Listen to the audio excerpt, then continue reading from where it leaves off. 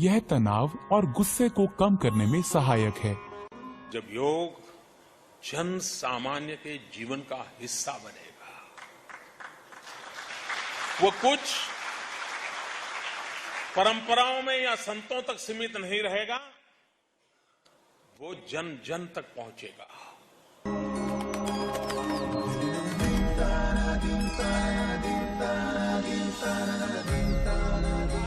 21 जून अंतर्राष्ट्रीय योग दिवस। योग संभावनाओं को संभव बनाए।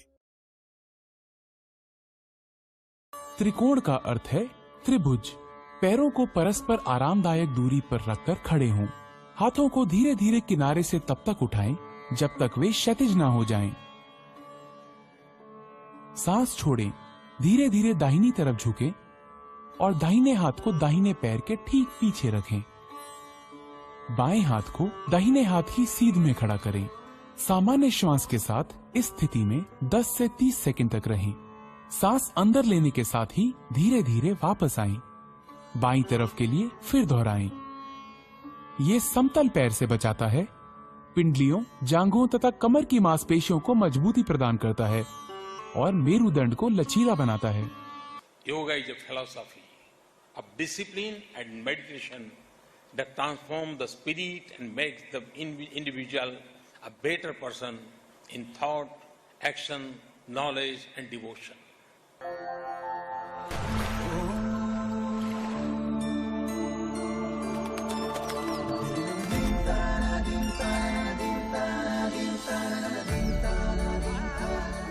June International Day of Yoga.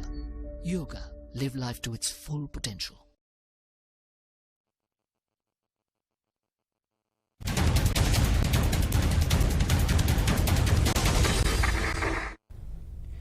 Break के बाद आप सभी का स्वागत है और चर्चा को एक बार फिर से आगे बढ़ाते हैं। हमारे सभी खास मेहमान हमारे साथ मौजूद हैं। एक बार फिर से उन सभी का स्वागत है कार्यक्रम में।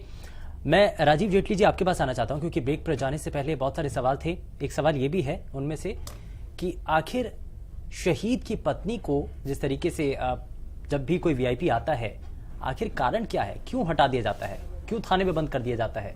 किस कारण से? क्या कोई डर है शहीद की पत्नी से?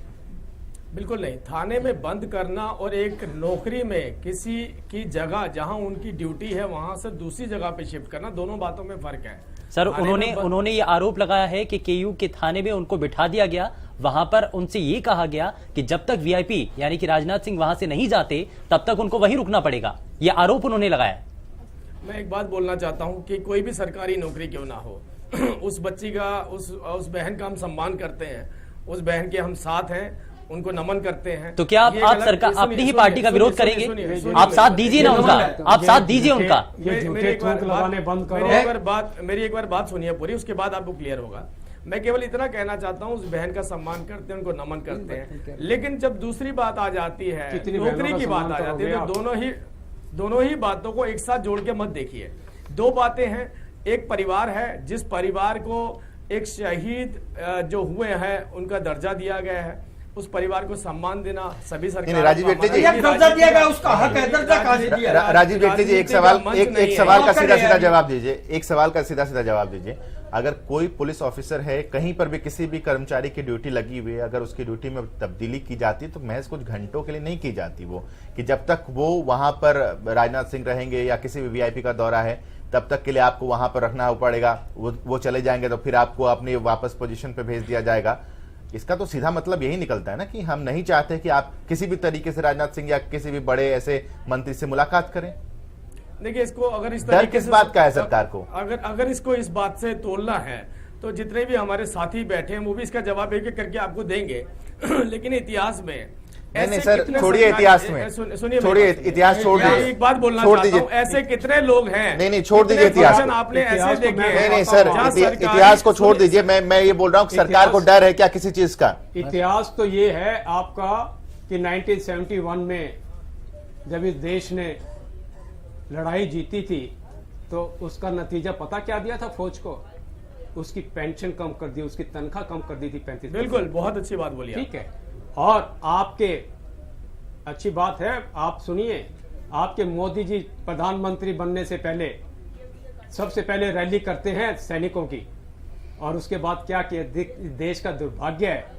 और पहली बार ये हिस्ट्री में, दुनिया की हिस्ट्री में पहली बार होगा कि 2 साल तक सैनिक सड़क पे अपना अधिकार मांगने के लिए घूमते रहे, भूख 2 साल करते रहे। 2 साल नहीं, लगभग 40 साल तक। ठीक है, 40 साल तक अपना अधिकार मांगने के लिए घूमते हैं। आप जो और उनके- वन पेंशन हमारी सरकार ने दी। 40 साल में आपकी सरकार बीच में आ चुकी है, 40 साल आपको हुए। ज्ञान नहीं है। मैं अपनी बात सड़कों पे जब से देश आने की आता है, कांग्रेस पार्टी के पास प्रधानमंत्री बने, आप बात कर रहे हैं। कांग्रेस का बात नाम को मत पढ़- लीजिए, आप सारे घोटाले हो जाते हैं आपके, भ्रष्टाचार सामने आ जाता है। बोलिए कांग्रेस बार-बार, ये देश का भी अपमान कर रहे हैं साथ। मत बोलिए अच्छा कांग्रेस।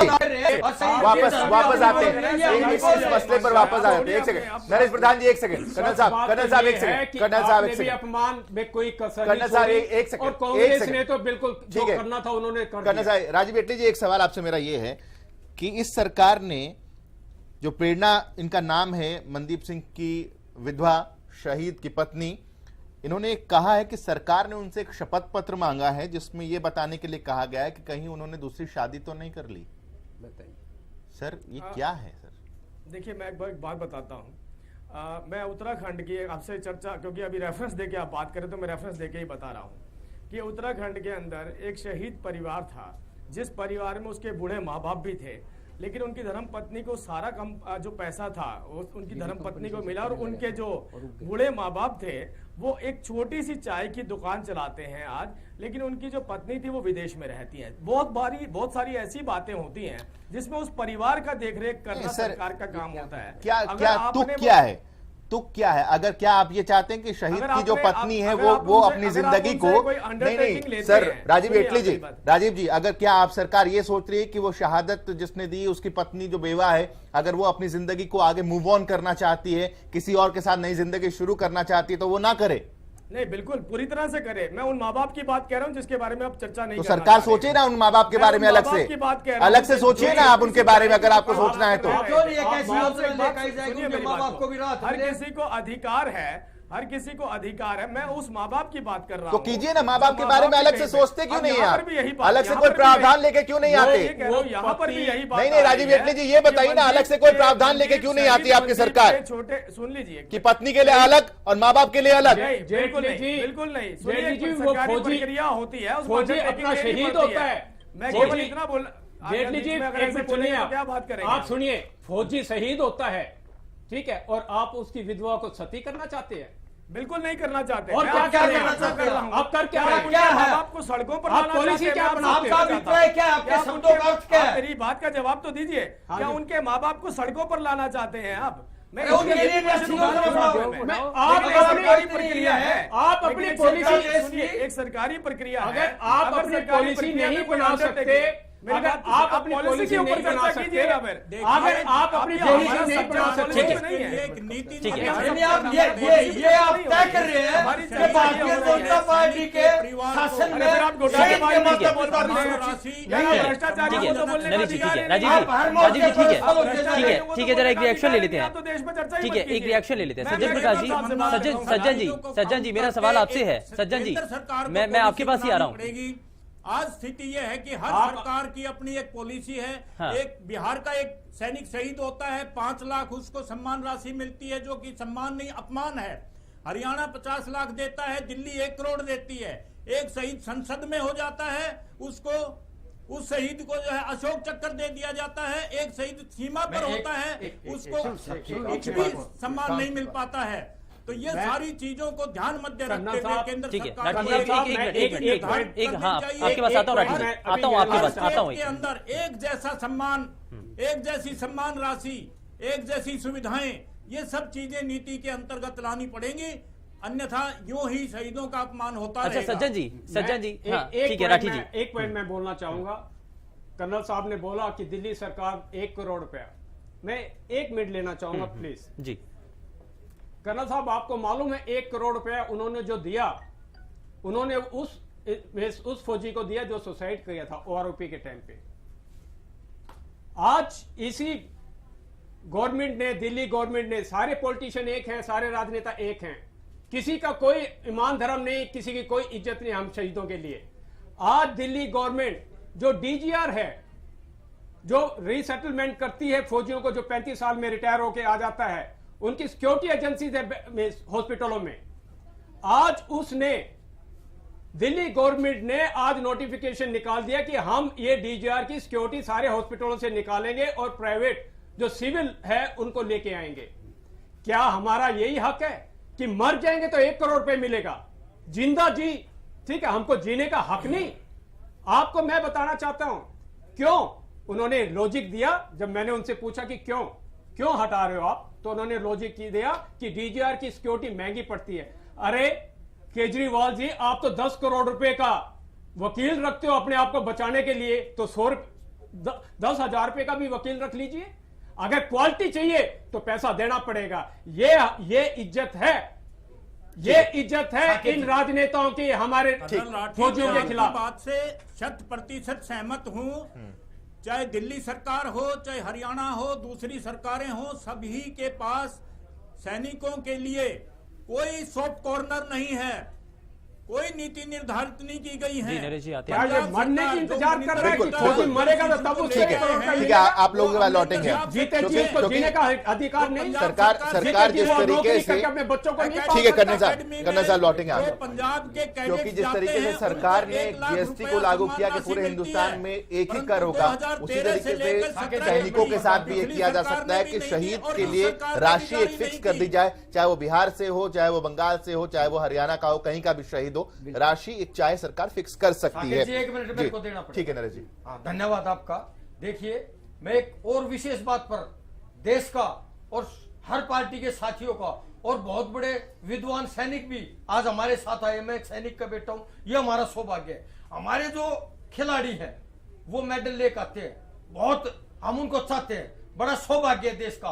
उनको सम्मान राशि 2.5 करोड़ और 5 करोड़ रुपए दी जाती है, बहुत अच्छी बात है। हम तायद करते हैं, जिस सरकार ने, कांग्रेस पार्टी ने शुरू की थी, भाजपा भी दे रही है। सच्चाई को हमारे को स्वीकार करने में कोई गुरेज और परहेज नहीं। चलो कोई बात नहीं, मैं एक बात जरूर आप सब साथियों को बताना चाहूंगा कि जो सैनिक पूरी उम्र अपने परिवार से दूर रहकर अपने देश की सुरक्षा के लिए प्राण न्यौछावर करता है और उसको भारतीय जनता पार्टी कहती हम 50 लाख रुपए देते हैं, जैसे ये अपने घर से दे रहे हो और काट पीट रहे हैं और तारीफ के पुल बांध रहे हैं, तो मेरा नंबर देखिए आप चुप रहिए, ध्यान से सुनिए,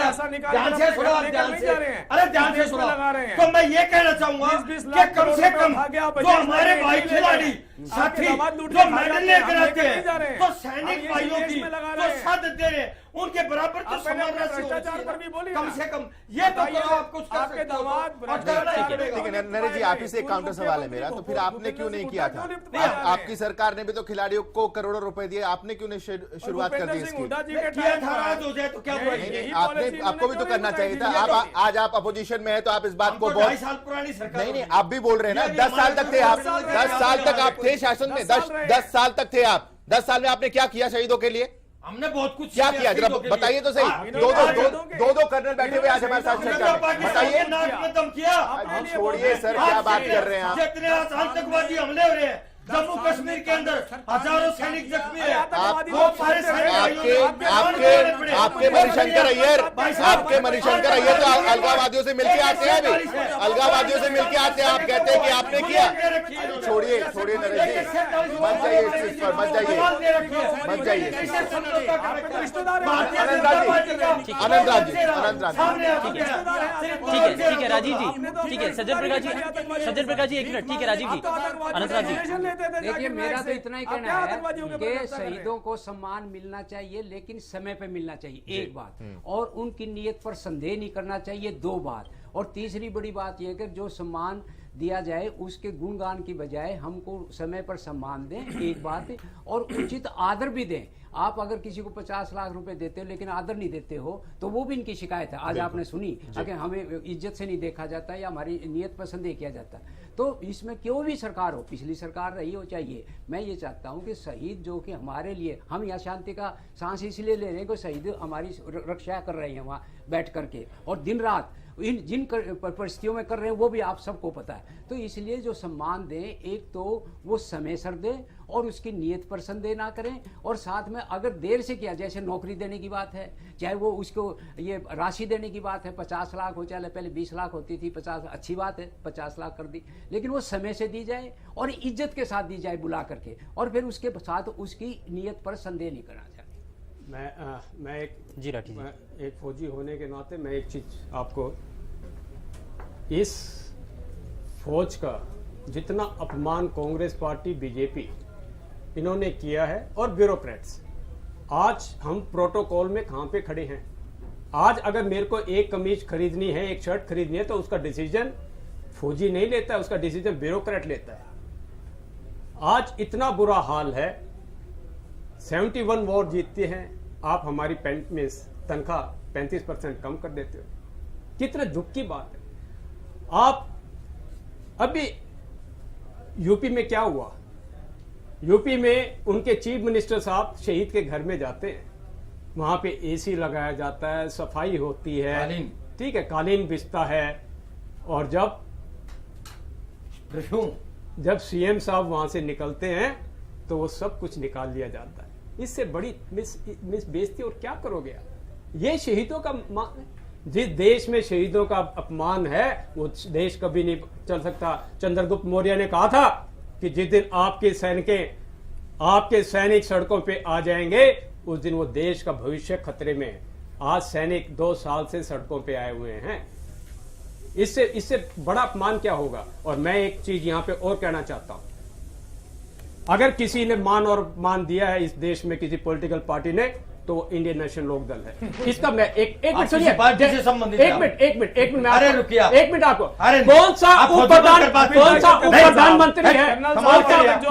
प्रधानमंत्री है जिसने अपनी तीनों पोस्टियों की जो कौन सा उप प्रधानमंत्री है, कौन से उप प्रधानमंत्री है जिसने अपनी तीनों बेटियों की शादी फौजियों से फौजी परिवार ने की है। ये केवल चौधरी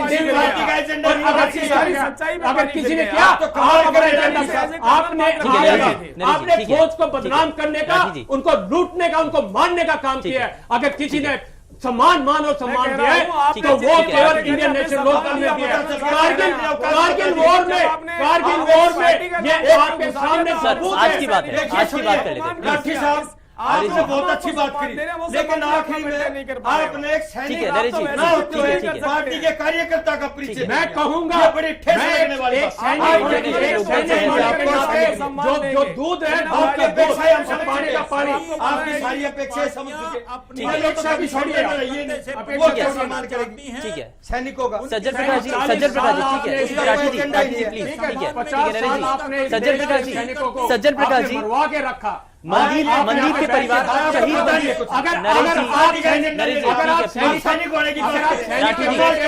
अगर आप तो आप कांग्रेस में ज्वाइन ही नहीं करेंगे। एक सेकंड नरेश प्रधान जी, राठी साहब एक सवाल जरा चंडीगढ़ से करनी चाहिए कि जो भी राजनीतिज्ञ हैं और जो क्लास ए अफसर्स हैं उनके बच्चों को भी 2-2 साल पहले सेना में नौकरी करनी चाहिए और उसके बाद वो किसी भी क्षेत्र में जाएं। ठीक है, ठीक है, कई कंट्रीज में, कुछ कंट्रीज में ऐसा होता भी है। ठीक है राठी जी, ठीक है, राठी जी, ठीक है, अपनी तीनों पोतियों की शादी फौजी और फौजी परिवार में, ठीक है, बताइए उदाहरण दीजिए किसी पॉलिटिशियन का, किसी ने अपना बच्चा, सज्जन प्रकाश जी,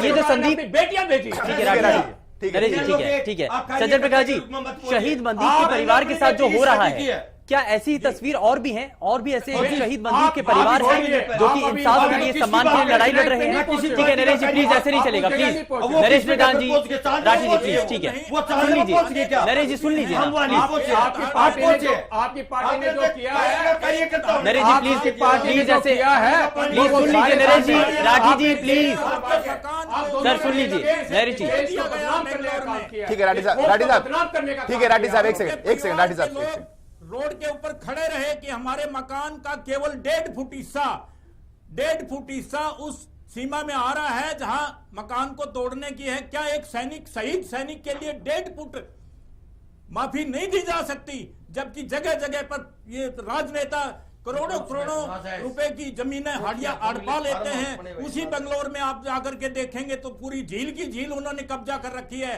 और एक शहीद सैनिक के 1.5 फुट का दीवार जो आगे आ रहा था उसको भी इन्होंने नहीं बख्शा और उसको धराशायी कर दिया गया। इससे बड़ा अपमान हमारे शहीदों के लिए क्या होगा इस देश में? ठीक है, एक बात नहीं कर जी जी, मैं ये कर्नल साहब, मैं इनका नाम भूल गया, कौन बोल रहे हैं? सज्जन प्रकाश जी। सज्जन प्रकाश जी की बात से सहमत होते। एक बात जरूर कहूंगा कि हमारे जो सिविल ऑफिसर हैं, चाहे वो IAS हैं, चाहे HCS हैं, चाहे किसी स्टेट में उनको PCS का, उनका जो रवैया फौजियों के प्रति है, खास तौर पर रिटायर्ड के लिए और जो शहीद हो चुके, उसमें बदलाव आना चाहिए। वो उसको इस ढंग से नहीं देखते। अब जैसे ही उदाहरण दे रहे थे कि 1.5 फुट की जगह के लिए तो मकान गिरा दिया जाता है, और यहाँ 500 गज छोड़ो, उन्होंने कितने एकड़ अपना रखी है। तो उनके प्रति जो रवैया है सिविल सर्विस का एटीट्यूड, वो बदलना चाहिए। ठीक है, एक सवाल जरा राजीव जेटली जी आपसे, जरा मैं पॉलिसी समझना चाहता हूं कि शहीदों को लेकर के पॉलिसी किस तरह की है, और मैं ये भी जानना चाहता हूं कि सरकार को लेकर रोष आखिर इतना क्यों है। किसान नाराज है सरकार से, अगर हम शिक्षा विभाग की बात करें वहां लोग नाराज हैं, स्वास्थ्य महकमे की बात करें वहां लोग नाराज हैं, आम लोग तो खैर रोष में हैं ही। तो आखिर कौन संतुष्ट है आपके इस लगभग 3 साल के कार्यकाल से, राजीव जेटली जी? आपकी स्क्रीन के हिसाब से जितनी खबरें आपको मिलती हैं साकेत भाई, उसके हिसाब से आपने अपना मापदंड तय कर लिया। आपने ये भी निर्धारित कर दिया कि कितने लोग नाराज हैं। मुझे लगता है, शायद मैं माफी चाहूंगा आपसे, लेकिन आपको ये बात इस तरीके से नहीं रखनी चाहिए थी। इस तरीके से स्क्रीन के ऊपर जो लोग आपके हक में, आपके पक्ष में थोड़ी ना बोलूंगा मैं। इसका सज्जन जी, मैं इसका जवाब केवल पॉलिटिकली मोटिवेटेड नहीं बोलना चाहिए, मैं इसका जवाब नहीं बोलना चाहिए, मैं जवाब का फेवर करना चाहिए, गुणगान करना चाहिए, सच नहीं बोलना चाहिए, सच बोलना पाप है, सच नहीं बोलना चाहिए। आप चांदी काट रहे हो, जनता दंड भुगत रही है तुम्हारे वोट देकर, और एंकर को सच नहीं बोलना चाहिए। आपकी तारीफ में कसीदे पार्टी वाले बीच में मार नहीं, चलिए ठीक है, तारीफ में कसीदे निकाले। इस चर्चा को यहीं पर खत्म करेंगे, वक्त नहीं है हमारे साथ। 2 मिनट देनी पड़ेगी। जेटली जी, मैं एक पॉइंट बोलना चाहता हूं। पूरा टाइम मैं ये बात बताना चाहता हूँ, जल्दी 30 सेकंड में बताना, 30 सेकंड। आज देश की सुरक्षा बैंकर दौर से गुजर रही है, मेथोडोलॉजी और मैं ये बताना चाहता हूँ देश की सीमाओं पर OROP कहते हैं। ठीक है सर,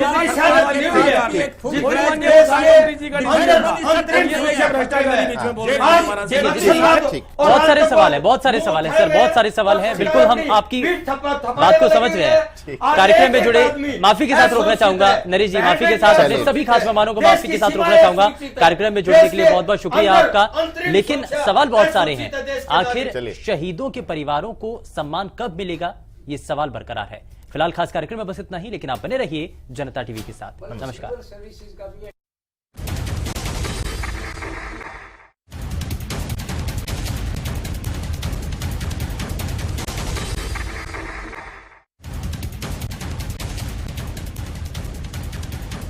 इस कार्यक्रम के प्रायोजक हैं एक्वालाइट फुटवेयर, मजबूत कदमों का मजबूत साथ। इस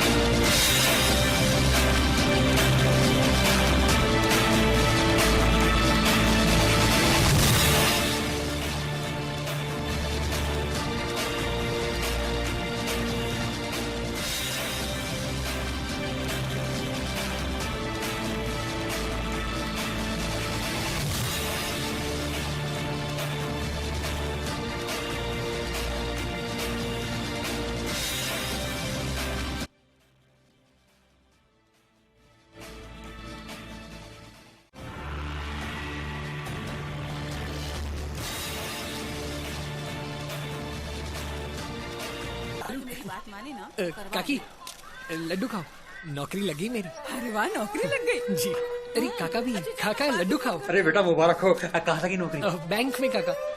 अरे भाई विक्की, तू तो बड़ा आदमी हो गया यार। भूल तो नहीं जाओगे हमें? अरे आपको कैसे भूलेंगे, लड्डू खाओ। बैंक नहीं, नौकरी तो रेलवे में लगनी चाहिए थी। क्यों भाई? इन्हें पटरी पे बैठना पसंद है ना। अरे कुछ भी कहता रहता है ये लड़का। अरे रुक, कहाँ बेटा, अब टॉयलेट बनवा ही लो जी। तरक्की की निशानी सिर्फ नौकरी नहीं है जानी। भारत सरकार के स्वच्छ भारत अभियान के अंतर्गत सब्सिडी पाएं और घर में शौचालय बनवाएं। कॉल करें 1969 पे। शौचालय की आदत पक्की, वही असली तरक्की। एक कदम स्वच्छता की ओर।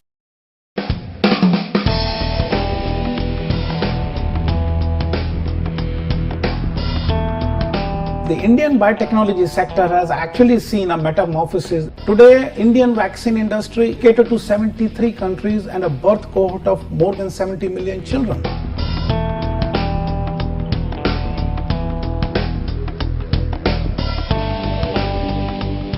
We have the trained capital to be able to say not only can we do this for India, but we can also do this in India for the rest of the world.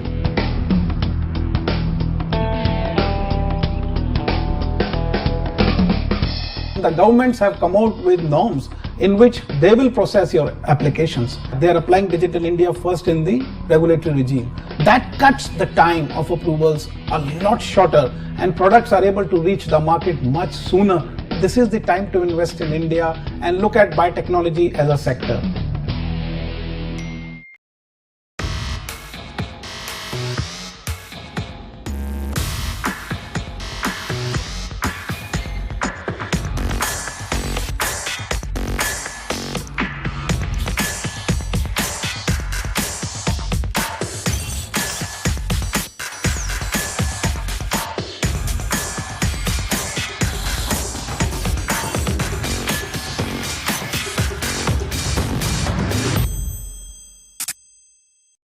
तन मन की एकाग्रता और सामर्थ्य बढ़ाने में योग ने हमेशा मेरा साथ दिया है।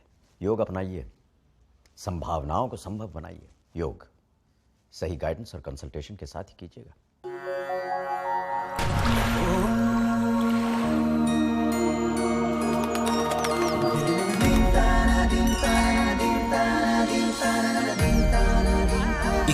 जून अंतर्राष्ट्रीय योग दिवस। योग संभावनाओं को संभव बनाए। सिंचाई योजना आई है, खेतों में पानी हो तो किसानों को बल मिलता है और अब मौसम के भरोसे नहीं रहना पड़ेगा। अब तो बुआई से खलियान तक का फसल बीमा मिल गया है, फिर टेंशन क्यों लेना। सोइल हेल्थ कार्ड से मिट्टी की जांच करने पर खेत की ताकत भी बनी रहेगी और जरूरत के हिसाब से खाद डालने पर पैसा भी बच रहा है। क्यों भोला? ये मनोज का बेटा फोन पर देखकर ही फसलों के भाव बता देता है। अब तो सारा देश किसानों की मंडी है। ई नाम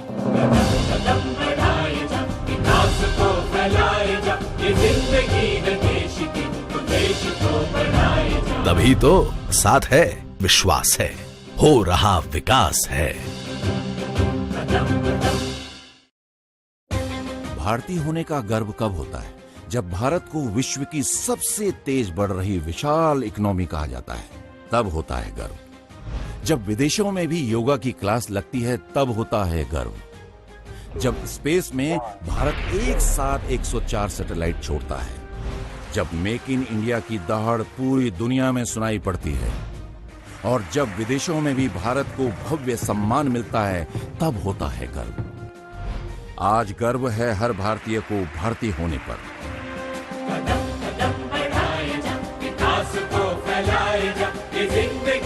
तभी तो साथ है, विश्वास है, हो रहा विकास है। विश्वास की ताकत से क्या कुछ नहीं हो सकता। जैसे राधा के घर गैस पहुंचाने अभिषेक भैया ने अपनी गैस सब्सिडी छोड़ी। काले धन से लड़ाई में बंटी से लेकर दादाजी तक सबने साथ दिया। मोबाइल नाम का बटुआ नया था, पर सबने दिल से अपनाया। सामान्य आदमी के असामान्य काम को अब मिलता है देश का सम्मान, और वो भी जनता ही तय करती है। पता ही नहीं चला कब शहर और गांव की स्वच्छता सबकी जिम्मेदारी बन गई।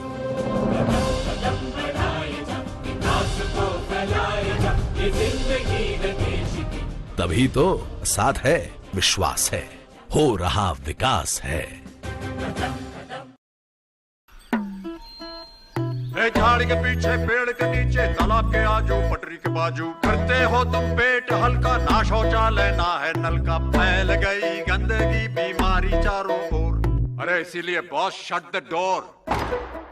मतलब दरवाजा बंद करो, दरवाजा बंद, दरवाजा बंद तो बीमारी बंद।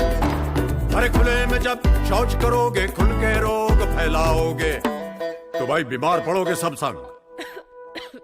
तो क्या करें? दरवाजा बंद करो, दरवाजा बंद, दरवाजा बंद तो बीमारी बंद।